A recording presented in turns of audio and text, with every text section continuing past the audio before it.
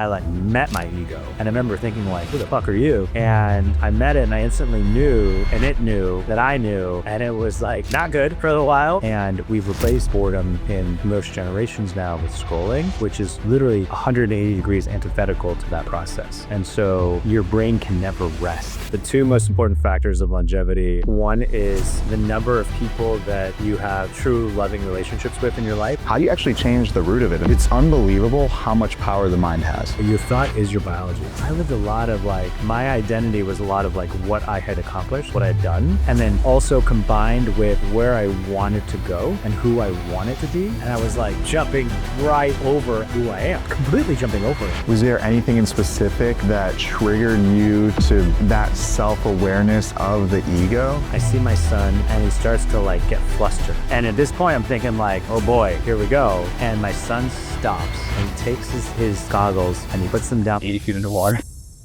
And he just takes 2 huge deep breaths. Eyes closed, can't see any of us. Well, it's like Bill Gates goes, what is it, once a year to go read books in a forest for an entire week or something like that? Yeah. I know, I've never heard that, but it's true. It's really true. Like connecting with nature. 20 minutes a day in nature is statistically proven to have like 40% reduction of major mortality and morbidity risk factors. It's unbelievable. Cool. It's unbelievable. I think that's when I talked to Rob about living in Miami, I'm like, yeah, man, like that's what makes Miami so good if you have a family is like being outside and being able to connect with nature. Like it's huge. You can have that for your family year round. I mean, that's where longevity comes from. It is. It is. It really is. We just had, it's interesting, we just had a longevity talk on Tuesday. The two factors so nature is a big deal. The two most important factors of longevity, one is the number of people that you have true loving relationships with in your life. Like, and the more the better. Yeah. But true loving meaning like truly vulnerable, truly loving. And then number two is this sense of purpose. And the first one is about community. And the second one is like that you personally feel that you have a sense of purpose. And it's funny, those are the two most statistically powerful indicators of longevity and also the hardest two to measure. Because then it's like nutrition, sleep, then it like right on the line of things you can measure. Yeah, it is. I mean, Man's Search for Meaning. I don't know if you've read that. No. It was about a Holocaust survivor, and he basically said that the way he was able to get through the Holocaust and the common theme that he saw other people have is hope. Yeah. Hope that they'd see their families after, hope that they can like get back together with their loved ones, whatever it was. The ones that gave up hope were the ones that unfortunately passed away because they had nothing to look forward to. So that's super interesting. That in people that are given, mortal diagnoses, if you can have cognitive dissonance between diagnosis you just got and your perception of yourself and your comfort, you will live much longer statistically than if you like shell up into a stress ball. It's like, oh my God, I'm gonna fucking die. And like, yeah, you're gonna fucking die. So it's like hope in that setting, even the most bleak of settings, makes a complete difference. It's unbelievable how much power the mind has. Yeah. Your thought is your biology. We can talk about that actually. I've gotten very close with a guy who's like pretty well known on like leads worldwide meditation retreats. And his whole thing is that like what you think is who you are, and much more than just how you show up. It's literally your physical biology changes depending on your thought patterns. And he's proven it. They've proven it in the science. How has he proven it? I mean, so it's a guy named Joe Dispenza. I don't know if you know or heard of Joe. Yeah. And he has thousands of people at 7-day meditation retreats. And he talks about, it's guided meditations and pineal gland stimulation. And they started seeing like spontaneous remissions of diseases, like crazy things you can't explain, to a point where like medical scientists were like, we got to study this. And he was like, by all means, like I can't explain it. So they started pulling blood samples, tear samples, stool samples, and they showed that after these 7-day retreats, your entire microbiome changes. Wow. You start producing proteins different than cohorts that are controlled against this group. And those proteins have viral and oncogenic protection mechanisms behind them. Your brain, from an EEG and functional MRI, which they measured, starts changing its coherence pattern of thinking. It's like you literally biologically change your processes. Through your mind. Through your mind. Through your mind. He says, he's like, your mind is your biology. And there's a lot of truth in that. And how do you guys go? And like, you're in the medical space, right? Like, you guys are used to measuring things, and like, Yeah. how does it like feel where it's like you're stepping into this world of like, how do we measure this? Yeah. It feels like, I don't know. I've always said if something's been around for millennia, like it's stood the test of time, Yeah. And if there's been a lot of naysayers along the way and it's still around, there's probably some truth in it. So acupuncture, ritualistic things that have been around for millennia. Psychedelic therapy is one of these things that like, once you actually take the time to think about it, look at it and understand the evidence, there's like a lot of supportive evidence out there. And then it's just, how do you think about its applications? It trained in Western medicine, I find it's a total balance of two things. Yeah. Now we go all the way to the tipping point of like, Wegovy, GLP-1s are this like, we're like at crossroads in civilization. There's sure amazing benefits for these medications, but like these should not be frontline medications. Yeah. If you first need to do lifestyle changes, Yeah, it's so fascinating because like I think just in the conversation of like how the society looks at things, like in the past it's always been like, it's just like this raw type of like, doesn't really, but now with all the data that's backing these practices, it's like it's real. And there's like, you can't argue the reality of what it is because the data's there to back it, And we're more as technology has surged, like our traditional archetypes of communities and interactions has changed so dramatically that it like leaves people scratching their heads, because the way that we've applied community-based learning and the way that children have naturally integrated and even family units, it's completely, diverged at this point. Technology plays a huge part of that. And so it forces us to think alternatively. And, there's two things that bring to my mind. There's not a pill that solves things as a frontline. Pills could be adjunctive therapies, but like you totally have to change practices.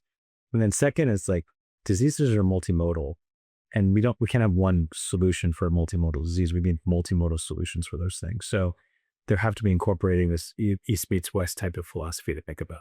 It doesn't always make sense, but more than often. Yeah. I see it. Cancer care, mental health, like it's a big deal.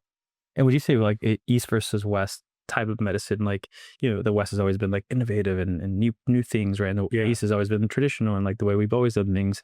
This mesh of both worlds, like what are you seeing? And I guess in your position, like how is that happening and rolling out in regards to? I just think it's getting stronger and stronger because the West is like, we haven't touched brain cancer. Alzheimer's is getting worse. Mental health is getting worse. Like we're not solving it. We're not making big impacts on these things. Yeah. And so we're struggling. We need support.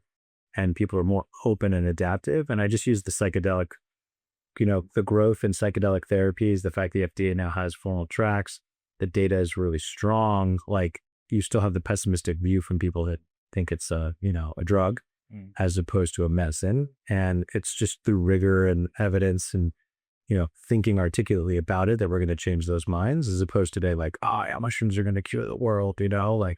Yeah, you just have to speak intellectually to the facts. So. Yeah. I mean, with innovation and technology playing such a big role, right? And that has impact on our, the kids we're raising and everything we're doing as family units.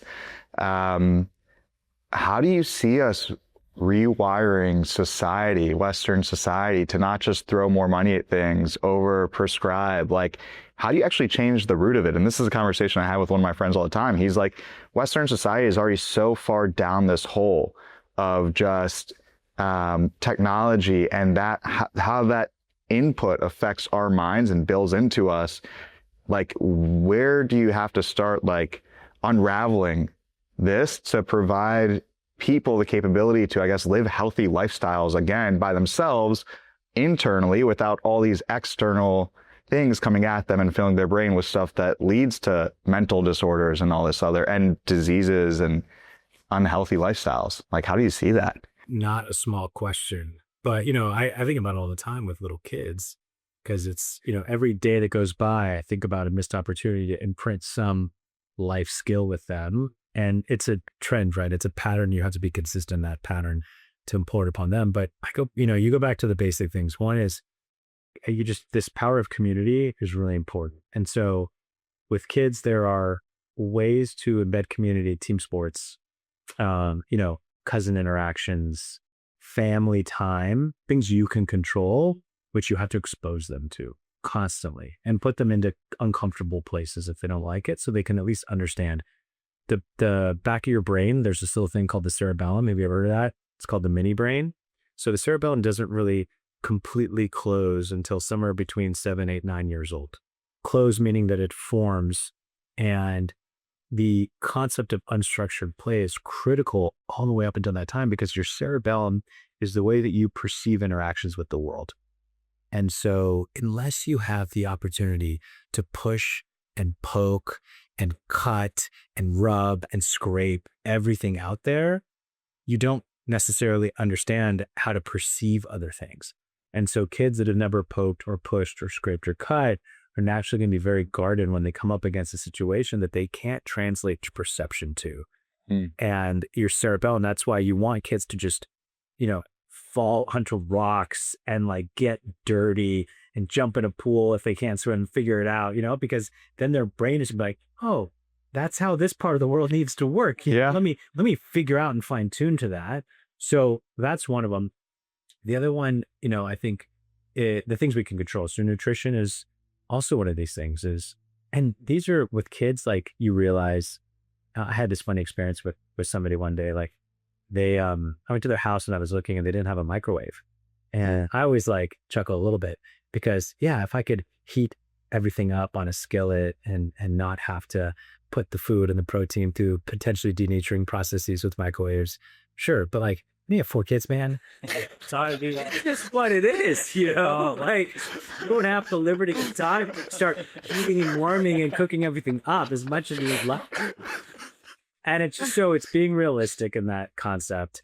And, somebody else also left me with this resonant idea of you're not going to, like, phones are here, right? Technology is here. It's not believing. So it's not about like, put your phone away, take your phone away. It's saying, okay, this is going to be something you're going to use constantly. Let's understand how to exist with it, as opposed to like, see it as the villain and take it away, because then you're just working against a current that you're going to lose that battle all day long. So I struggle with that because it's the first thing you want to go to when you're like, stop watching YouTube, and there's a world out there, right? Like you don't need 14-second clips to tell you how to live life. So I just think it's like those little like left foot, right foot, and the consistency with it. So the kids appreciate the trend. You get them out into nature, you get them with team sports. But for me, like, honestly, the number one thing is human interaction with my kids. Like, they need to know how to speak to another individual, how to have empathy, how to have EQ, how to understand differences in people and how to relate to those things and like get uncomfortable in situations and go out there. If they can like learn those tendencies, they'll figure it out. It's the withdrawal from that, I think, which is like, leads to a lot of the problems we have when people, even when, the older population, we see it as much in like older generations as we do in younger, when they're isolated and, that's when you see chronic morbidity and mortality like just go down. So do you think this has a negative effect in regards to the children processing from 0 to 7, how they interact with the world because it's so digital and not IRL, they call it? Yeah. The phone. Yeah. I mean, it's one of those, there's 2 ways I think about that.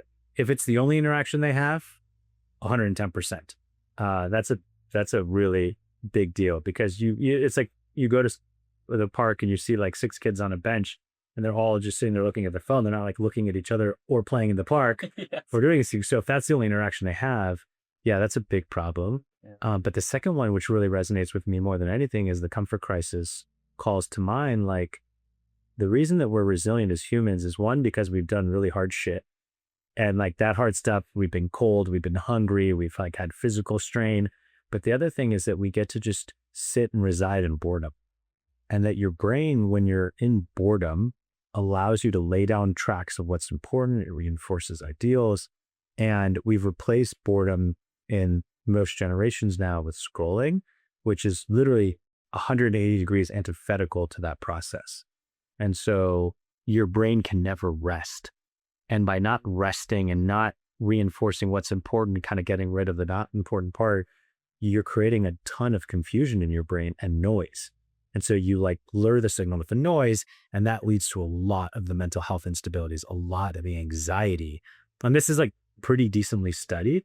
And you look at just the different brain EEG and wave patterns, and you just see these like firing erratic patterns. that can never settle. It's like the lifelong, do you stay up all night and do pull an all-nighter for a test? Or do you kind of call it, get a good night's sleep and move?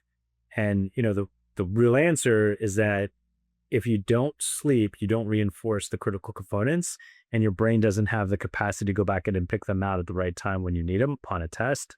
And so like, you're really like walking a tightrope if you like are negating the reinforcing ideals for an all-nighter to go into a test. And you're like, whether or not you can remember that flash detail, you're much less likely to on all-nighter. So same context for just letting your brain rest. It's pretty cool. The Whoop and Aura era is like super crazy because it really shows like recovery scores and sleep depth. Yeah. Like that's just something that I never took in mind into till like I got one. I'm like, it's been 4 years now. And, even having like a couple glasses of wine, how that affects your sleep. It's so now you're like, oh wow, the quality of sleep is something that you have to think about daily. Yeah. If it wasn't for data, you wouldn't ever really. It really is. It's one of those things that you spend half your life doing if you're lucky, Yeah. I feel like letting your mind rest is such a crazy thing to talk about nowadays, because even at the gym, I mean, Rob and I talk about it all the time. You look around and every single person has headphones in. And on the subway in New York, I look around, every single person has headphones in, which means they're just consuming something. And it's like, how do you start creating space for you to actually let your mind just rest? And I think that's could also be the rise of these wellness events, right? Like detaching from different things. Yeah, recovery is a big concept. I mean, I've been involved with a lot of folks and people that are focusing on recovery in the sense of like complementing what we do at the gym, complementing physical development, physical exercise with mental development and mental exercise, which in many instances is the ability to rest, relax, digest, reflect. But in other instances is like putting yourself into like deep mental states to actually work on the things that you need to, unless you dedicate time. And so there's an argument that you should be spending just as much time in wellness and recovery on a weekly basis as you do at the gym. Like you should dedicate that to yourself. If not, it's the same as working out all the time and never stretching, right? Like you wind up so tight that you don't have an actual yin to your yang. You don't have a counterbalance. You're just all of one thing, which is never healthy. You could be the, most muscular person in the world. If you don't have flexibility, you're going to get injured just as much, if not more, than most people will. All the knowledge you have, and this is a question I had, is like you have so much medical, but also like wellness, and how does that like change or impact the way you operate as a human? Like, like because you have so much data.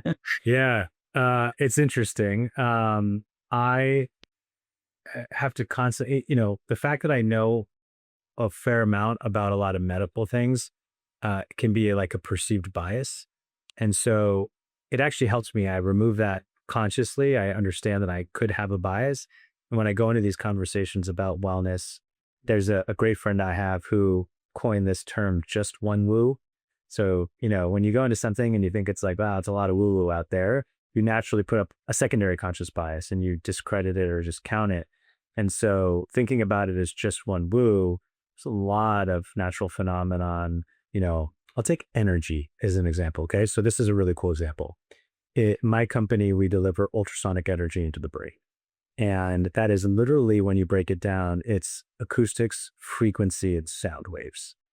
And if you go back in time, Einstein and Tesla have famous quotes saying the future of medicine will be measured in frequencies and waves. And your body, when you break us down, are a set of electrical impulses that create a biological end effect signal. And so we have our own frequencies. Our cells resonate at their own frequencies. There is a healthy frequency. There is a diseased frequency. Okay. You don't think about this stuff in natural medicine, but you can measure these frequencies. You can measure energy fields, which is pretty wild. And so by working kind of hardcore biotech medical sciences, looking at the impute of a frequency-based sound wave going into the brain, creating an effect, measuring that on MRI, measuring it with a neurological exam, measuring it with all the tools that we know, functional MRIs, EEGs, you can see this profound clinical benefit. And it was that sort of total knowledge around the science, the clinical, the biochemical, that allowed me to then be a bit more open-minded to like the metaphysical energies. And there's a concept that historically I would have written off as like, oh my gosh, like total woo-woo. Yeah. And it's this thing called coherence healing that is being somewhat described now in some of the meditative practices that we were talking about, where if you're around a group of people for a period of time, you have a collective energy with that group, specifically if you're like in a state of meditation or deep cerebral thought. And you have a magnifying effect, an amplification effect, that your collective energies get bigger, and that force field, for all intents and purposes, can actually change things in its path or in its embodiment. And so if there is a person in between a group of people, and that person may have ALS or metastatic cancer or cystic fibrosis, that there are case reports upon case reports and studies of people really changing, their biology changing, because the effect of a group energetic force field. And, like, in medical school, like they'll never teach that. Right. But as long as you can scientifically have a null hypothesis and a hypothesis and work through your own scientific method, but appreciate it and understand, be kind of open-minded to it, you start to figure out where there might be a there, and where, there probably is some fictitious type of narrative around things. So it's left me a lot more open-minded, because I feel like I have a really good base theory to kind of call bullshit on things, but it's allowed me to be open-minded when I do see a signal, or I do see genuine people working on something that they're really passionate about. I always give those people the benefit of the doubt, that they're not snake oil salesmen, or that they're not trying to push something that's nefarious. They're truly passionate. They've been working at it for decades. People swear by it. I'm going to like dig in a little bit more on those topics. That's interesting. How do you ever find like call it the woo-woo of like medicine, and it tie into like a spiritual element of, whether that's whatever religion, doesn't really matter, but like a spiritual side to this like truth and fact of this energy frequency conversation? Yeah, it's just such simple questions you guys have. I love it. I'll say here it's funny. So it's not something I ever thought about. I grew up not religious, semi-spiritual, and my spirituality has grown as I've gotten older. And I, in medicine, practice anesthesiology. And anesthesia is really interesting because of a couple of factors. One, you have these really intense connections with patients. So when do you typically meet a patient? Meet a patient at their generally most anxious, most scared, most vulnerable state. They're about to go into an operating room imminently, to get something done that involves cutting, slicing, burning, removing. Like, these are things that challenge your human existence, right? And generally they've been thinking about this for a long period of time. Their family's all around them. They've just all left. They're now isolated and alone. And you have the opportunity to be their bridge to comfort, or to totally fuck it up and be rude. Like, I'm busy. Like 2 seconds. So like, is this the right person? Yeah. Are you there? Right. I think we're heading to talk today. Okay, great. Let's move. And trust me, there's plenty of opportunities to go either way. And when I remember acknowledging the total privilege to like touch the core of humanity every morning, every day, with every single set of a person, old, young, scared, not scared. And I took that really seriously. And I was a student of that. And I watched people that I really thought mastered that craft and just left people feeling so confident. And I think that outcomes probably were different for those people. And so that was the first concept for me where I really saw people in this, like, their truest state, right? And then I got to see them on the other side of that state, and I got to see the loved ones around them and the dynamics shift. So that left an indelible impression on me. The second one is, as I'm in the operating room with them, you really bring them in and out of consciousness in it, like the truest sense. And there's literally somebody on the other side of that curtain actively killing them, not with intent. They're cutting them open to try to save them. But if you're not on the other end of that, the reaction the body would have to that set of events would be serious injury or death, right? Yeah. And so you're balancing their physiology, you're balancing their adaptation to pain, you're balancing their adaptation to memory and consciousness, and you're wielding them in and out of these zones, right? And so unless you really think about that and appreciate it, you could gloss right over it as a set of numbers on a screen and deviations and bags of water and antibiotics and blood, right? But like, you're wielding this person and their soul in and out of consciousness. And the more you do that, the more you think about that. It's deep. And, you know, the more than the unfortunate times that they don't come out of it, and you realize you were the last voice that person heard. And you generally probably said, okay, we're going to get you through this, you know, and you did it. Like, those things really resonate with you.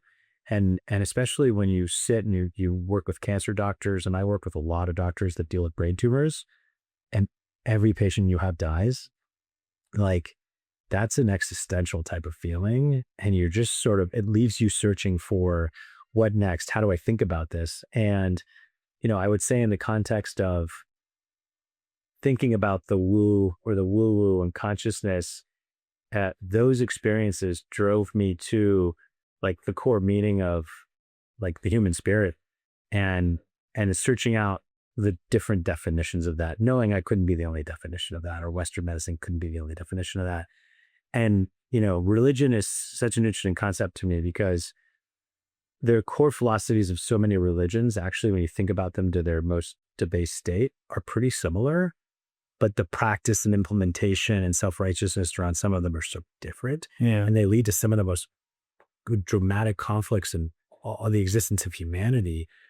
And so, you know, if you dispel like land bearing or territorial rights or things, and you go back to like the preeminent people within religion and spirituality, they're all trying to have an elevated collective consciousness and searching for a meaning that goes above and beyond what their current, you know, day-to-day imprint is, but what their impact can be for a greater purpose.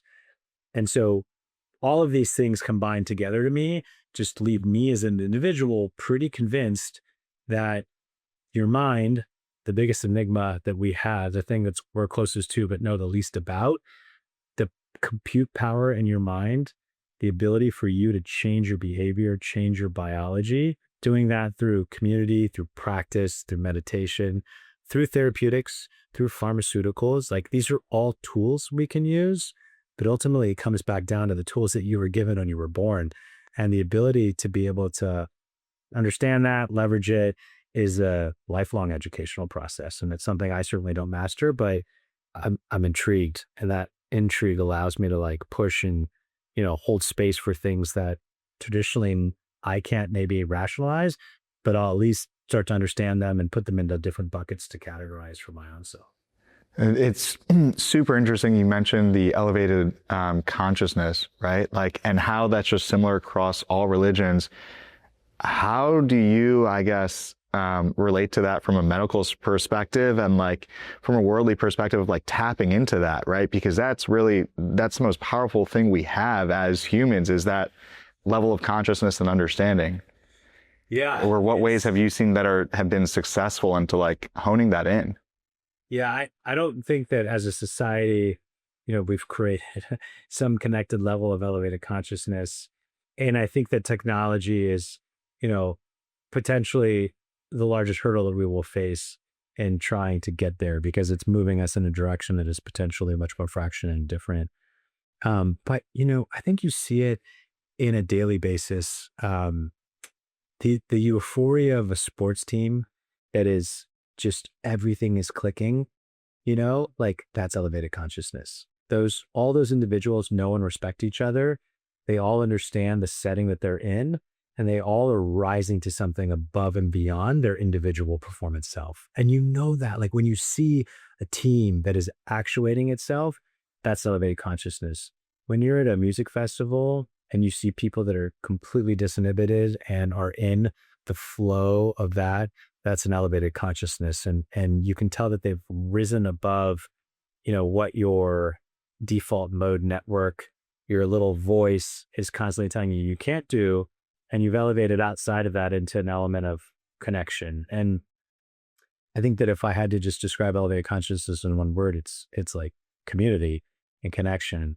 And, even in a yoga class or somewhere where you give yourself the space 100% dedicated to you and your environment that you can commit to, and you see that energy becomes uniform in a room across each other, like that's to me collective consciousness. So we have all these examples and you have these euphoric feelings, right?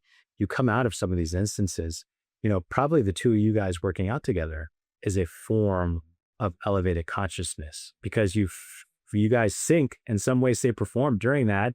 You're pushing each other, and it's more so than you guys independently could do on your own workouts, at least in my experiences.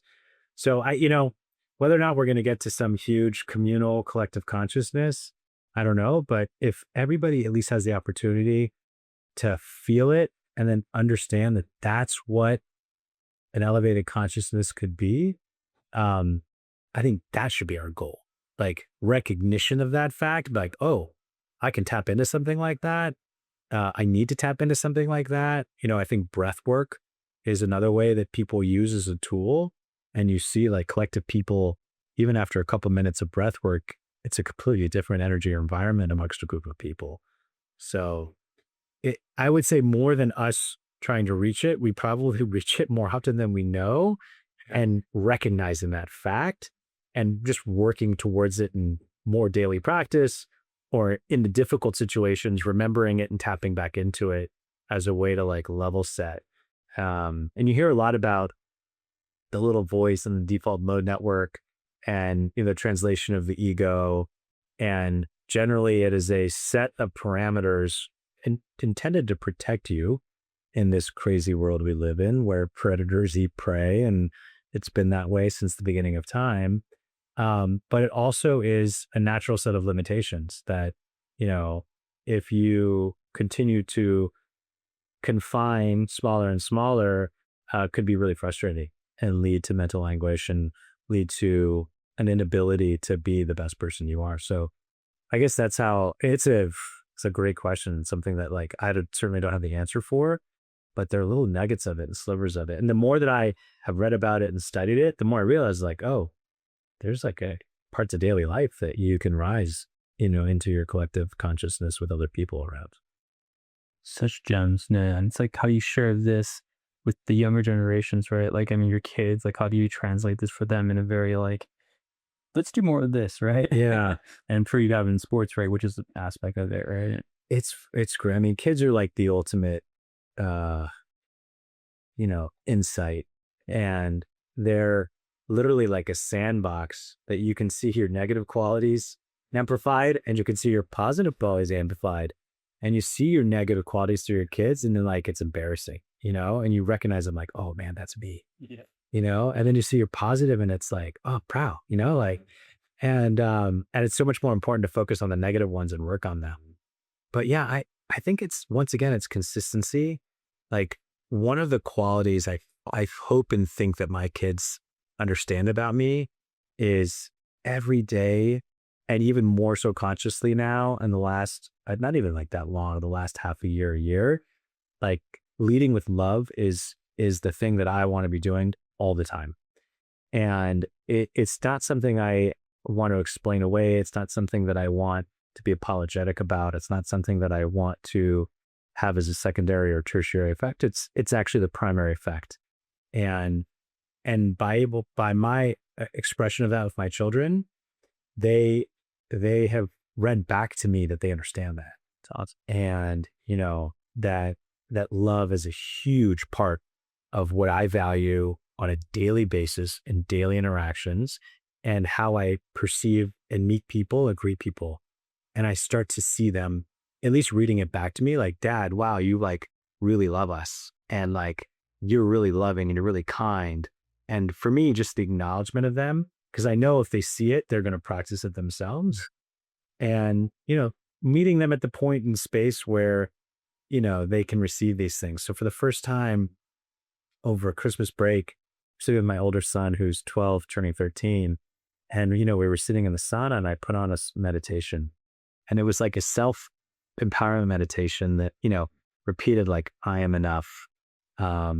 and I remember I was sitting above him and he was sitting down there, and we got into the same posture, and, and I just didn't ask him anything, and I just put it on, and I started repeating it out loud, and he didn't. I remember he was probably with me like, what is going on? Dad, are you okay? But he kind of I think he kind of dug it. And, letting him experience those things, I think is just throwing him in there. Yeah. Not explaining it, not necessarily always debriefing with it. Yeah. But just saying like, hey, here's exposure, Right. Or leaving. Figure out the things that you really like. So, it's kind of like you mentioned, just throw them in the water. yeah, some in the water. Yeah, let him breathe. So It's so awesome because I'm sure he's never gonna forget that moment where it's like, Dad did that, and he's gonna practice it because he saw it. I think so. That's for sure. I'll tell you, I was sharing this yesterday, another day with somebody. When I knew my 12-year-old is my proxy for, are these patterns going right or wrong? And so much of it is the balance, obviously, between my wife and I. And, my wife has so much devotion and love and imprint on our kids. And it's amazing to watch her. I can clearly see her qualities come through in them, to the point where sometimes I'm like, man, do they have any of my qualities, And I see spurts of it. And it's one of those things like, you're around them every day, so you don't see it, but you probably see it more when you're not around them as much, you come back. But my, one of those powerful moments I had with my son, probably the most powerful moment I've ever had with my son. When my son turned 10, we got scuba certified, and we did this online course together, and we went to Australia and Fiji. And on the way back in Fiji, we did his test dives and certification dives. And it was an amazing experience to one, watch him test and learn, but two, then be in the water in an amazing place like Fiji and be underwater with him and observe. And we were on the last day, and he had to do his last sets of tests. And I don't know if you guys have done scuba diving certification. Okay. One of the tests is while you're underwater, you have to take your whole mask off and then put it back on and release all of the water out of it and go. And it's in case your mask gets ripped off and you're at 60, 70, 100 feet underwater. And then you have to take off your tank and then put it back on. So there's these little things that test, okay? And you're supposed to do it at kind of 3 to 5 feet below the surface. We were 70 feet below the surface, down at the base, and these huge coil heads. It was beautiful. And I saw the instructor, this total flow Fijian guy, started to kind of get ready for the test. And I'm thinking I look up and I'm like, wow, we're pretty far from the top. In case something goes wrong here, that's my natural initial reaction. And so we're on our knees, and I see my son, and the guide demonstrates it. He takes it off, super smooth, puts it back on, full of water, lifts it up, blows the air out, the water clears and puts it back, and, thumbs up. So I see my son, he watches, super smart kid, and he takes off his goggles. Now he's eyes closed, water everywhere, and he starts to put his mask back on, and I see that the strap gets stuck on the back of his hose, and he starts to get flustered. And at this point, I'm thinking oh boy, here we go. And my son stops, and he takes his goggles and he puts them down by his side, and he just takes 2 huge deep breaths. And even though you have a regulator and you have oxygen, you forget to breathe in these instances. And I can't communicate with him. I'm not touching him. He just takes 2 huge deep breaths, eyes closed, 80 feet underwater. You can't see any of us. And then he just starts again, and he slowly puts his hand behind it, puts it over, does it. And I remember just thinking this kid's going to be okay. He knows how to breathe his way through something. He knows how to be in probably the most confounded environment and think clearly and make his way through. And I remember just being wow, all right, we're doing something right. Yeah. Wow, that's unbelievable. That's pretty cool. So also from your perspective, not jumping in, and Rob and I talk about this concept all the time, surrendering, right? You were just you got to trust and believe in your kid in that moment that he's got it. And that's super challenging, I could imagine. Yeah. 80 feet underwater. Yeah. You're at touch fence on you. Yeah, exactly. So there's a whole lot of those things definitely have rubbed off, and you probably, consciously or unconsciously have done that to them. And so that's pretty beautiful in a way where it's, Like you always think about like, what were the traits that my parents left with me? And you generally focus on like the negative traits. You're like, oh yeah, it's definitely from like something in the past, but you don't necessarily always focus on the positive traits until you have these experiences and then you remember, oh yeah, my father taught me that or my mother taught me that. And something that's more subconscious usually, but you can like track it forward. So It's interesting you say that. We talk all the time about like mentors and what inputs we have that kind of shape our life experiences. You mentioned before how when you moved to Miami, YPO was had such a significant impact on you. What are some other areas throughout life, like guiding morals, values, or people mentorship that were along the way that kind of gave you these, golden nuggets to get you through these? yeah, my life has been nodes of mentorship. Um, And it started, it's funny, it started in university or in school settings. I always had one defining mentor that carried me through. And he was usually associated with like a leadership position in university, in graduate school, and beyond.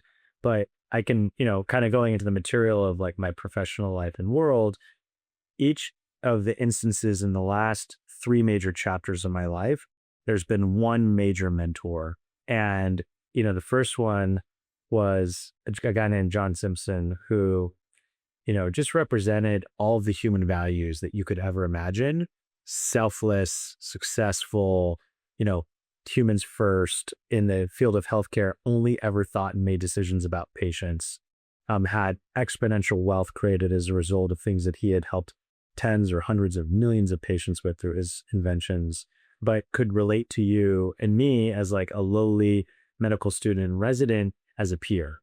And most importantly, when I was trying to figure out how do I want to balance being a doctor versus these bigger goals I have of being an entrepreneur, wanting to start companies, I talked to like hundreds and hundreds and hundreds of physicians who made those moves. And I always thought I wanted to be a venture capitalist or investor.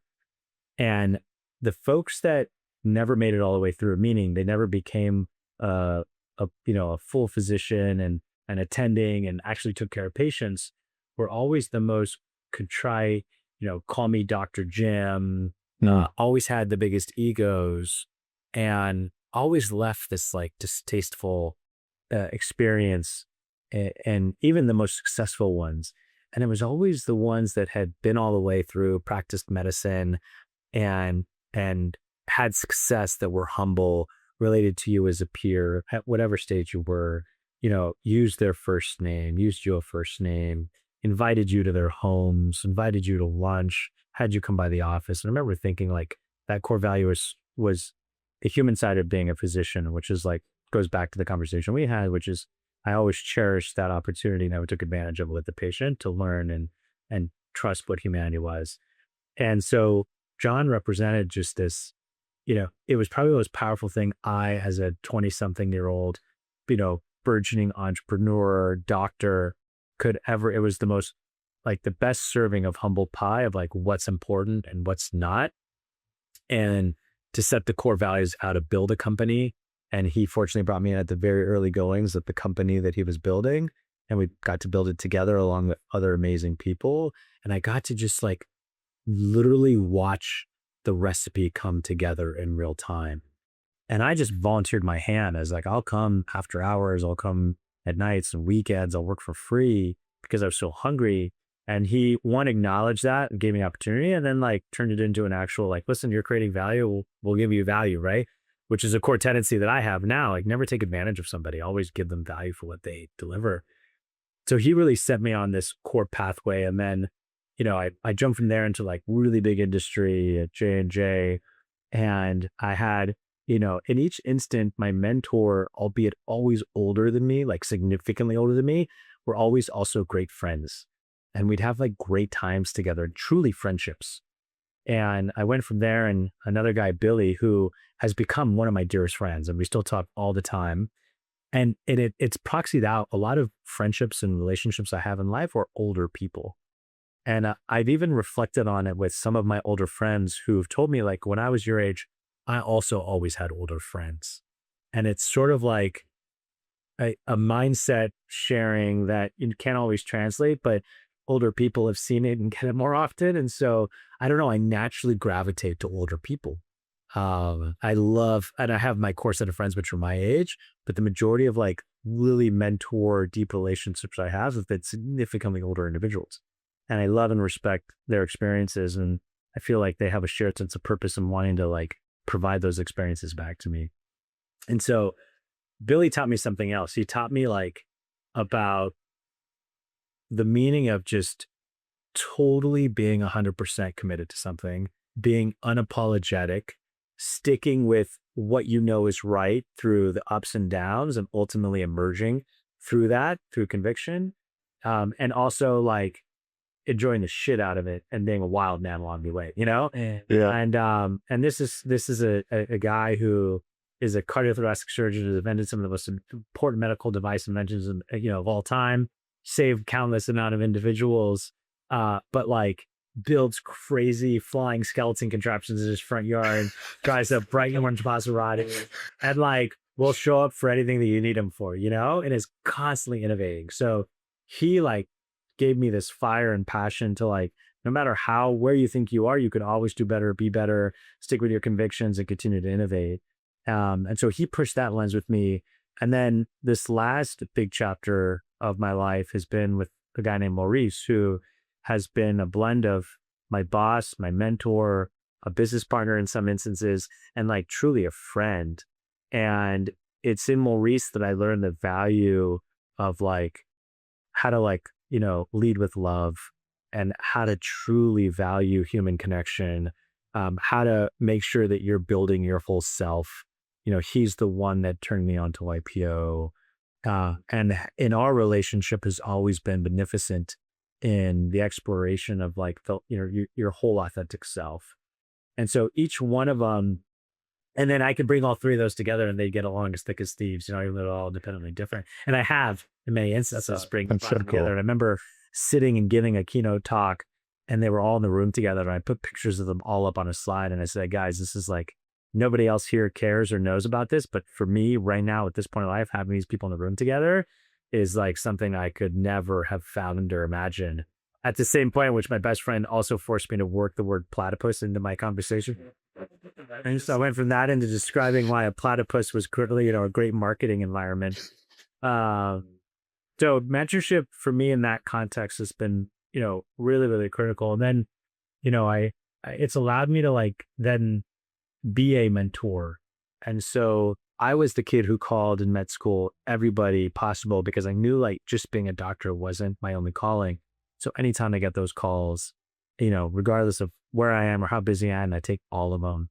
I try to meet with all of them. I let them know that my advice is probably worth what they're paying for it, but that I could give them the perspectives of things to definitely avoid, all the pitfalls. And, they've been some beautiful emergences from those conversations. So it's, it's the like constant give and take that we all have. But mentorship for me has literally been a core value that without it, I would have been awash in trying to figure out exactly like what is important and what's not, and in building companies or building entrepreneurships, and then extending that probably most importantly into my personal life and family life, and how to do all of those things with excellence, as opposed to just one of them at the cost of the others.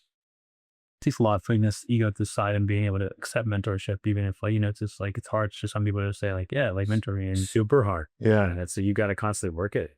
Even, I got to challenge myself constantly. And like, okay, is this my ego? Am I right? Right. I got to ask myself that, because oftentimes it is my ego. Right. And I've had to go through practices to understand what is my ego, and accepting that and understanding it, to then like acknowledge it, but move past it. And this is where it is not right. So yeah, I totally agree. Yeah, ego seeking versus truth seeking. I mean, when you have mentors, it's not just about having the right people, but it's about being able to recognize, right? Like where you need to improve, and not just recognize it, but have the ability to stop yourself in those moments and actually change your habits of nature. Totally. And that's really the only thing, that actually provides you real change in life. I mean, I honestly, like, I couldn't have described or understood my ego until a couple of years ago. And it was the identification and acknowledgement of that truly allowed me to like move past a lot of things that I was stuck on for a decade, not necessarily like stuck, can't move past, but stuck and limiting growth. Mm. Limiting personal growth, relationship growth, fatherly growth, professional growth, right? Like just things that crazy, unless you perceive them or know them or accept them, you gloss right over that. Yeah. So yeah, the ego for me is a relatively new concept. I mean, other than studying it in like philosophy in college, the actual physical understanding of it and application of it has been a new learning for me in the last year or two, and one that I'm like profoundly respectful of and like constantly trying to understand, because I do think it's a really important part of how we can like gauge, hold ourselves accountable. Was there anything in specific that triggered you to that self-awareness of the ego? Yeah, I mean, so the whole concept of like the other realm and psychedelic therapies is something that for years I have been looking at from a scientific lens and perspective. I've met countless people who have profoundly been affected by it. And I finally, a year and a half or 2 years ago, sort of told myself, listen, if there's like another way to view this world, another perspective to have of myself, like I gotta figure that one out. And I had fortunately put myself into a place where I did a lot of research on it. I found, somebody that I could be very comfortable with as a guide for, that first experience, and kind of didn't jump in, but knew it was my time to do it. And it's funny, like people say you'll get a calling, and like I definitely didn't have one, and then I did. And I just surrendered to that and said, okay, here it is. And it wasn't until that experience. And in that experience, I like met my ego. And I remember thinking like, who the fuck are you? And I met it and I instantly knew, and it knew that I knew. And it was like not good for a little while. Yeah. And then like resolved. And then I've had the opportunity to re-engage on a couple different occasions. And so like, honestly, I was flying totally happily blind in life, not realizing the duality of that existence until like not so long ago. Wow. And I really feel like it unlocked, like I feel I have a whole nother chapter to give. That I'm like literally just getting started. Everything I had up until now, I'm just getting started. And I feel like between understanding the concept of leading with love, understanding my own internal limitations, having what I feel like is a pretty good pulse on like the human spirit and like humans, the convergence of those things for me give me like a lot of enthusiasm and inspiration and, hope for like some fun is coming like down the line, Yeah. And I got to just like be true to those and continue to push and push and push. I don't exactly know what it is yet, but I can tell you I'm gonna have a lot of fun with it, and hopefully like continue to like build on the things that I value. So that's incredible. I mean, especially to be at a point in life where you've already done so freaking much, and then to get to a point where you're like, actually, I just unlocked a whole new version of myself that's going to take me to a whole new world is like incredible. Yeah. And the one challenge, what my one hesitation going into it, and I will say like I had almost no hesitations, and it's because I took so much time to like prepare myself. I wasn't scared, wasn't anxious. I remember just thinking like, my time is not my time. I have 4 little children. I have a wife. I have a family. I have a community. Like, I don't get to just like come out of an experience, be like, okay, I'm moving to India and like, trekking across the Sahara. Here we go. And I'm going to go like change the shift of the universal flow of energy. And I remember thinking like, oh man, what if I like get the calling to do something of that nature? Like that was a little bit scary because I had big expectations of myself, and probably the most comforting feeling was it gave me the insight to just make the little shifts necessary and to just continue to build and influence and support all the amazing things that I have, and to recognize how amazing they actually are, which I had probably been neglecting to some extent, and like fueling from that. as opposed to like needing to go find fuel somewhere else. It's like, bro, you got all the fuel you need Yeah. right here. Plus, you know, like plus, plus, plus. Yeah. So just dig into that, lean into that, you know? And so I was like, whew. Come back. We're okay, everyone. And like nobody cared. It's like, don't worry, guys. I had it's like, what? Oh, that's home. That's going real good. But that's a hard one. That's super cool that you can like re-integrate yourself from like things you already had. Yeah. And then, you know, the other thing that like constantly that I've started to understand is this, what like deep relationships and friendships mean. So, you know, part of my learnings and understandings have been, I lived a lot of like, my identity was a lot of like what I had accomplished, what I had done. And then also combined with where I wanted to go and who I wanted to be. And I was like jumping right over actually who I am, who like completely jumping over it. And that created a lot of like unnecessary, you know, not stress, but like discomfort or lack of inspiration and frustration to some extent of like, oh, how do I get there? And so like just being comfortable in my own shoes and like once again realizing all the fuel I have is like right here in front of me was like one of the more powerful extenuating circumstances from like the reading and the learning and the sharing and the practice that I've done. But the most powerful thing that came out of it, and this was a big YPO philosophy as well, is, you know, really you are an amalgamation of the 5 or 6 people that you spend the majority of your time with. And for me, like, because of my little circus, like that could be my whole family. So like I think about my family plus 5 or 6 other people. And it allowed me to really distill down my relationships and my friendships to a core group of people that I didn't quite understand what the unifying factor was until I did. And it was this shared sense of vulnerability that I have with my deepest friends. And the fact that we like really go deep with each other in an authentic, you know, easy, passive way. It's not like that we're like, okay, like our session begins, you know, like tell me your most deepest. It's just like, you know, like it's an ongoing conversation that's completely bilaterally vulnerable. And those are the people that like, I want to spend my time with. And I just have been easily, you know, kindly melted away that time suck of all these other things I was trying to spend my time doing because it's like where I was living my identity. And it's just like, it's liberating, it's freeing, it's amazing. And then you realize like, wow, there's some like deeply powerful people and like you get to be friends with them and you get to like share experiences with them and like, it's amazing.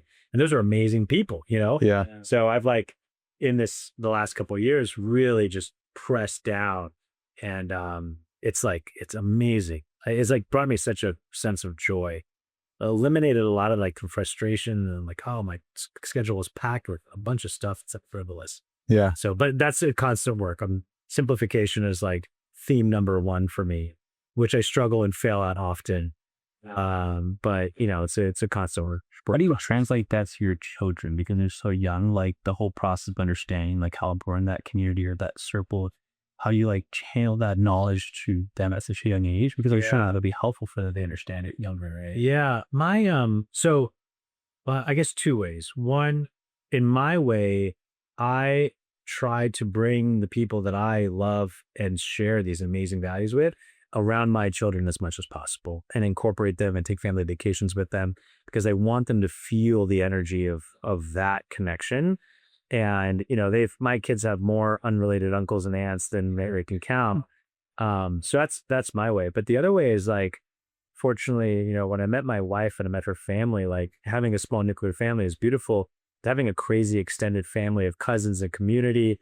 And the reason that we live where we live is because there's this huge community here that extends beyond that with these kind of similar shared core values, which are, you know, ethnically and religiously somewhat related. But if you remove those kind of descriptors, like they're just great values. And so my kids are super fortunate that they grow up in this amazing community of people. Like they have real human interactions and like lots of them. So I think for them, it's like not simplification. It's like get out there, push, poke, scrape, kai, feel everything you can, and like let your identity sort of start to blend into what you find important there, and then start to, synthesize as opposed to simplify. So yeah, my kids are super lucky. A lot of it is, the profound sort of thoughts and actions of my wife, which I just sort of was pulled along for early on, but she understood it and could see the impact that it would have on our children. And I see like how happy my kids are. It's awesome. And how much they thrive and pull from like having a community and having relationships like that are both friends and family. And it's like, I can see the resilience they're building as a result of that. It's pretty cool. That's unbelievable. And, even just listening to our conversation, thinking back about it, like, the time we spent together, and what you just said, I think empowering them to feel, right? Like in society today, we're not conditioned to feel and handle our emotions. And what you've done is actually you've empowered your kids to feel, right? And that's empowered them to know how to handle their emotions. Yeah. Just like the story with your son taking off his mask, like you got to be so present in that moment and feel what you're going through to acknowledge it and then slow yourself down. I mean, that's an incredible takeaway that you've, instilled into your kids is showing them how to handle themselves. They have all sorts of feelings, those kids. They're still kids, so they have all the natural inclinations of kids. Yeah, it's amazing. And if for us, it's if you can, the presence is more of a tool that we have to have. Because if you can kind of sit with their frustration, sit with their anger, sit with their sorrow, sit with their happiness, not react to it, like let them know you acknowledge it, like let them sort of sit in silence with it sometimes, like maybe they come to. It's just like if I were to like try to swim at my son underwater there and grab his mask, like I would have messed the whole situation up. So coming at them head on, which we do more often than not because we're tired, we get home late, we're trying to get to bed, we got school the next morning, we got work to do. Every time when you like jump early, react early, it like is another opportunity to learn and be like, okay, a couple minutes of just acknowledgement, questioning, like could lead to a completely different outcome. So it's a constant learning process. But yeah, one thing those kids don't lack is emotion. That's awesome. That's awesome. And you even see it now in school. I think this is a great trend is they study all the emotive figures, because one thing that you don't want kids to lose is the EQ of understanding other people's emotions. Yeah. And so they actually study the emotional wheel of like sad, like happy, depressed, angry, frustrated, stressed. And if you can pick up on these cues and actually understand the context of them. So that's new. That's like I didn't study that growing up. It's a new learning. And I think the movie, is it Inside Out? Like it's based off of, like the different emotions. Feelings and emotions like operating your brain. That's actually based off of like hardcore, like psychology, sciences. And it's one of the most profound movies. And then like the next one where like anxiety comes in with a teenager. So, I think about like the 5 or 6 little operators in my kids' brains, and they each have they all have distinct personalities, which is super wild. It's awesome. So that's awesome. Appreciate the time. This has been awesome, man. Thank you for having the conversation. Yeah, I didn't know we started. Yeah. So perfect. I figured at some point I'm like, we're probably in it. Yeah. So I was thinking like, when we get started here, if we could finish, That's awesome. Which is great. Yeah, no, this is awesome. We appreciate just authentic, raw conversations. So yeah, this was awesome. It's way better. I had the privilege of being at this conference the last day or two that was put on by a couple amazing people. It was called the Odyssey, and it was invite only.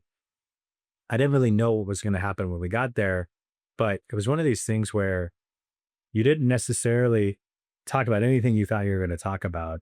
And it made for like just the most engaging conversation. No one looked at their phones the entire time in the conversation.